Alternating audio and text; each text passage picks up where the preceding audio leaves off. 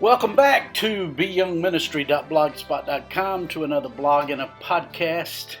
Today we're in Luke chapter 17, verses 5 and 6, which reads, "The apostles said to the Lord, 'Increase our faith.'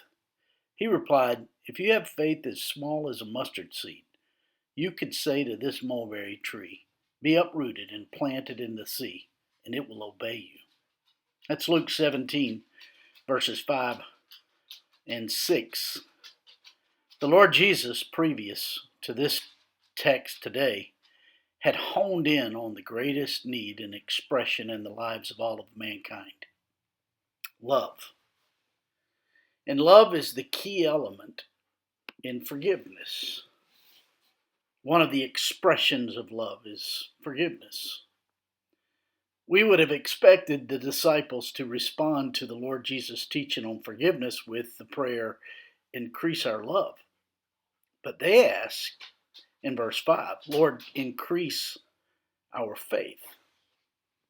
The disciples asked him to increase their faith because they knew it takes living faith to forgive.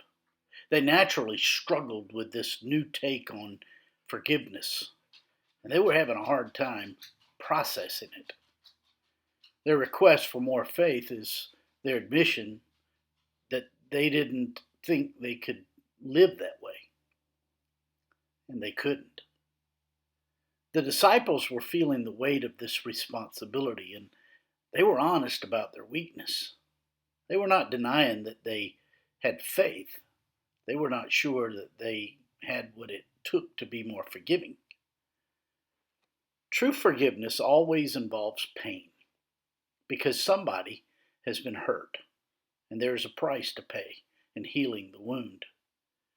Love motivates us to forgive, but faith activates that forgiveness so that God can use it to work blessing in the lives of his people.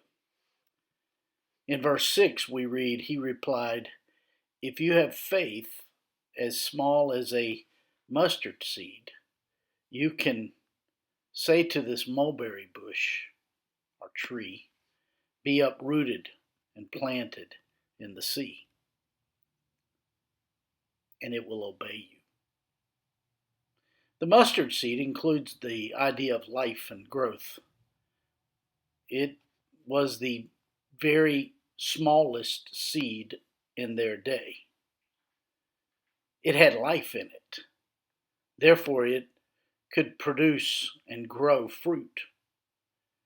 If our faith is a living faith, it will grow and enable us to realize God's presence and power in our lives today. Forgiveness is a test of both our faith and our love.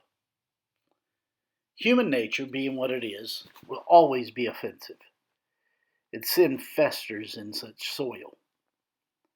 God's people must get into the habit of facing these offenses honestly and lovingly and forgiving those who offend. George Herbert once wrote, "He who cannot forgive breaks the bridge over which he himself must pass." What a quote. He who cannot forgive breaks the bridge over which he himself must pass. Now, on other occasions, the Lord Jesus used the mustard seed and the mountain illustration. In today's text, there was no mountain nearby. Here, the Lord Jesus is standing by a mulberry tree, so he uses it. He affirms the fact that the disciples needed a strong type of faith. But even a small amount of faith in the God of the Bible is enough to live a life that is different than anything we have ever known before. The key is not the amount of our faith, but the object. The mustard seed is an herb, and it's been used in the ancient Middle East for centuries. And it was the smallest seed in the land of Israel at that time. And as tiny as it was, it grew disproportionately. A typical mustard bush or tree grew to be 12 to 15 feet in height and width. And that's a lot coming from a tiny little seed. And so the Lord Jesus is simply saying, if you have mustard seed kind of faith, growing faith, you could realize amazing things in your life. And since the mulberry tree had roots that would survive for 600 years, to uproot it would be absolutely supernatural.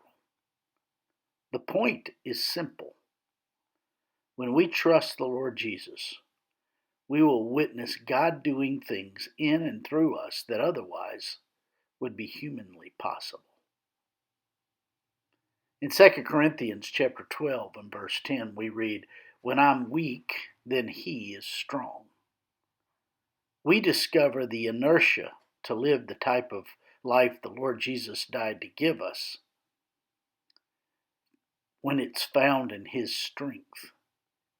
It is through our weakness that we access God's strength. Our weakness alerts us to the idea that we desperately need him, and this is the best place for us to live. Notice the Lord Jesus does not tell the disciples how to get more faith. He doesn't give the disciples a discipleship plan or even assign them a faith journey partner. They didn't need more faith. They had all the faith they needed.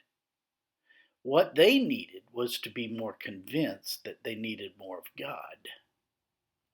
And when we come to the end of us, we truly discover the depths of God. My friends, I trust this blog and this podcast are useful to you in your walk with the Lord. If I can be of further assistance to you, shoot me an email at beyoungministry@gmail.com. Hey, have a great day.